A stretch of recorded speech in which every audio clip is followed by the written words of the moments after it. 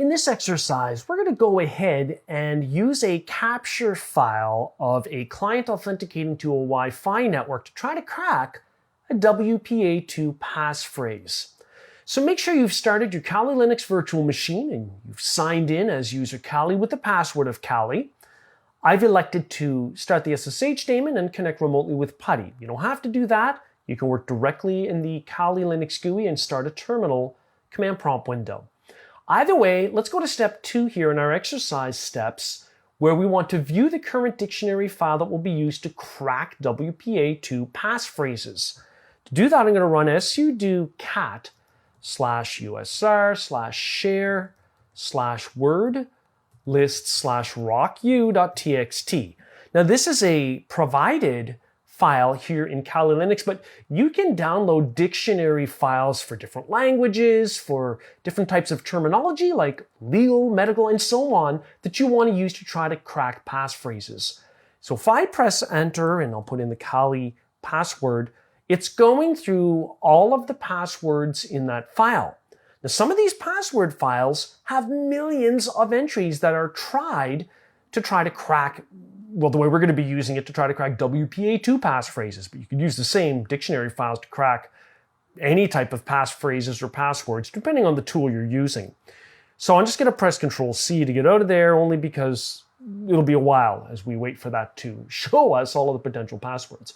So I'm going to type CD for change directory and press enter to go to my home directory, which I'll verify with pwd, print working directory. So indeed, I'm in my /home/Kali user home directory. So I'll clear the screen.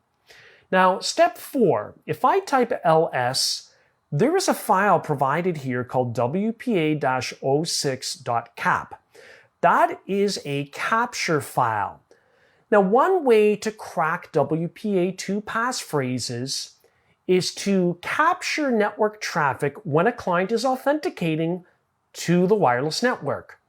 And if you don't want to wait around for that to happen and there are existing clients connected, you can de-authenticate them. Basically kick them off the Wi-Fi network, capture wireless traffic, and watch them re-authenticate. Now that's what I've done here, and that re-authentication is stored in the WPA-06-cap file, which is what we're going to use to crack the WPA2 passphrase. So in step 5, let's try this out. Let's try to crack it. sudo, I'm going to run the aircrack-ng tool, which is built into Kali Linux, and I'm going to specify my WPA-06.cap file, -w for word list, which is going to be /usr/share/word lists/rocku.txt. Okay, so let's see what happens. If we go ahead and press enter, notice it's trying all the different passphrases. And if you're easily offended by bad words, be very careful here, but it's just the way it is when you're trying to break into things. Some people use cuss words for their passwords, for their wireless networks, for user accounts. Anyways, it's just a matter of waiting for it to eventually come across the passphrase, assuming that there is a match in the dictionary file that we're using. Now let's go ahead and interrupt this. I'm going to press Control-C to try to stop this from happening, because it doesn't look like it's going to be able to try to find out what the passphrase is. Well, because it probably doesn't have a match yet, and I'm not going to wait. Well, I know it's not going to work yet, so let's do something else. Now, I know it's not going to work because I know what the passphrase is for that network. And what you'll find is over time, you may never be able to crack a WPA2 passphrase. Depends on what it is. However, over time, you might find some common passwords or passphrases that are reused, and you can add it to your word list file.